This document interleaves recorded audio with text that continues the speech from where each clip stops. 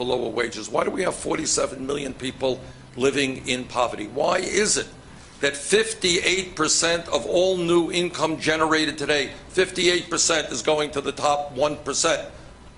Why is it that over the last many years we have lost millions and millions of good-paying, middle-class jobs as corporations shut down in Pennsylvania and in the United States of America and moved to low-wage countries abroad?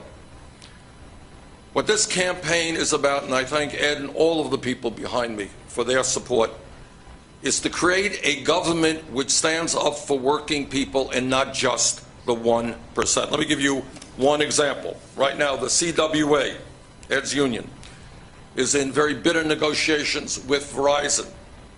Verizon wants to take American jobs, call center jobs, out of this country and bring them abroad where people will be paid pennies an hour. That is unacceptable. That is part of the long-term greed that we are seeing on the part of corporate America. And I say to Verizon, you know what, do the right thing.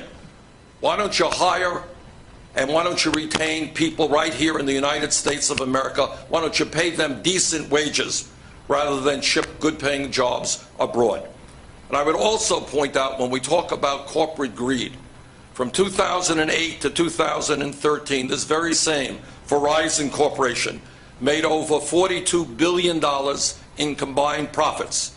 But because of tax loopholes, not only did Verizon pay nothing in federal income taxes, it actually received a tax rebate of $732 million from the IRS. It actually got money back from the federal government, and over that period of time, 2008 to 2013, did not pay a nickel in taxes.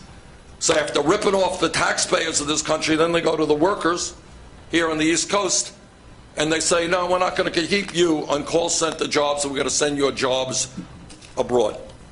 Now, as I have been saying throughout this campaign, and I think millions of people are saying it with me, enough is enough. We're going to have to deal with this corporate greed. We're more concerned about compensation packages for their CEOs than they are about the needs of hardworking people who want nothing more than to be able to live in dignity and security and bring their kids up in a decent way.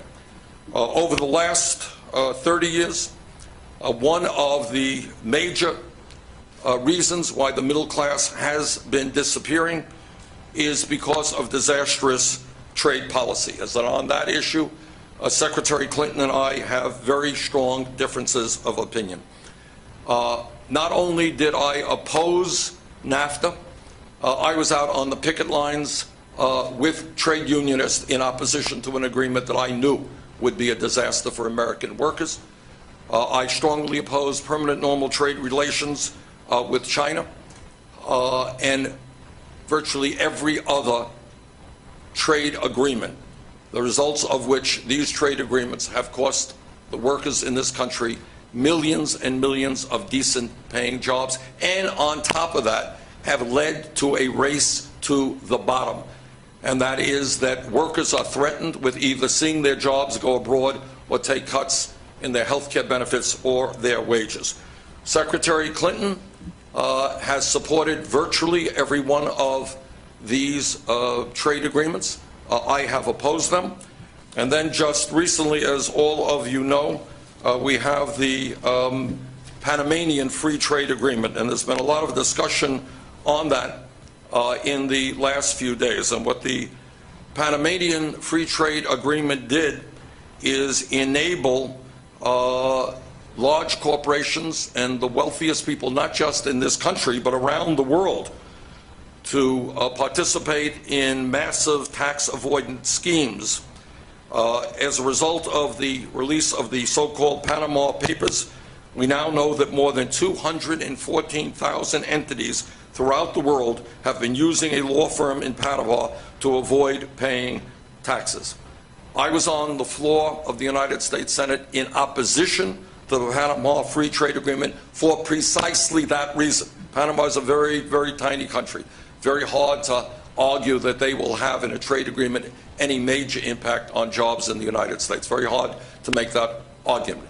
But what I was concerned about then, and what turned out to be true, is that that trade agreement will give large corporations in this country, and in fact corporations around the world, a capability of avoiding paying taxes to their own governments. So let me conclude. If there is one theme that is running throughout our campaign, is that we have got to create an economy that works for all of our people, not just the 1%. That means raising the minimum wage to $15 an hour. It means pay equity for women workers. It means rebuilding our crumbling infrastructure, that's our water systems, our wastewater plants, roads, bridges, creating 13 million decent paying jobs. It means fundamental changes in our trade policies so that Verizon and other corporations are not throwing American workers out on the street and moving abroad. On those issues, Secretary Clinton and I, over the years, have had very, very strong disagreements. And I think history and the reality of today will prove that my position and the position of these people behind me, the position of the trade union movement, has been the right position. So.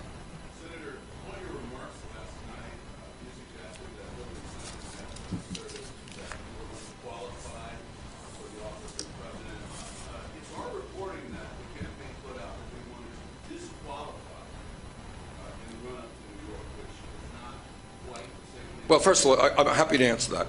But what I would like to do, rather than getting into the usual campaign gossip, I'd like to talk about why the middle class is in decline. Okay, can I ask you Sure. an AFL-CIO question? Yeah. Yes. Yeah, absolutely. The AFL-CIO has essentially been the state of Pennsylvania decided to remain neutral right now, given the fact that you have such an extensive record on the stump of opposing trade agreements that you say hurt American workers. Yeah. Why do you think that is? Well, you can ask these guys. They're with me. I think we have the rank and file. I have no question that if you look at polling, and I think if you look at some of the exit polls after people vote, we have the support of the rank and file of the trade union movement. We have the support of a number of very great great unions out here. We got the American Postal Workers Union. We have the CWA. What other unions we have here? UAW. AFSCME.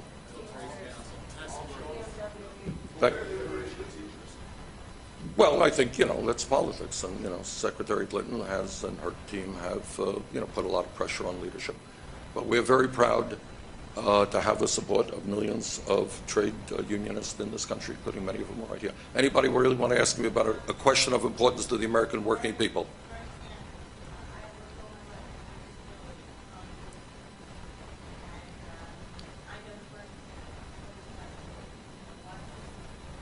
I'm sorry, what?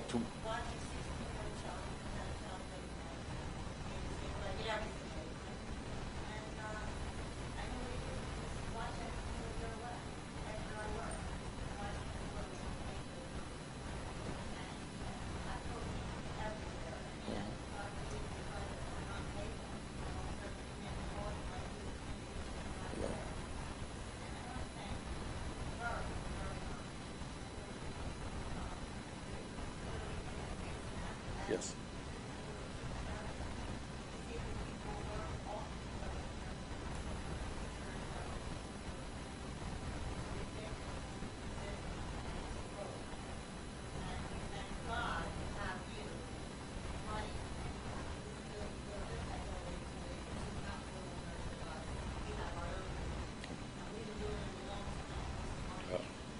Thank you very much. Any questions on the needs of the middle class of America before we get to political gossip?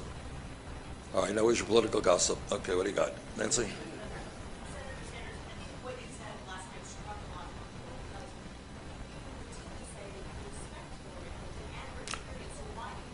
Well, because the Washington Post had a headline which said, quote, Clinton questions whether Sanders is qualified to be president, end of quote. That was what was thrown at me.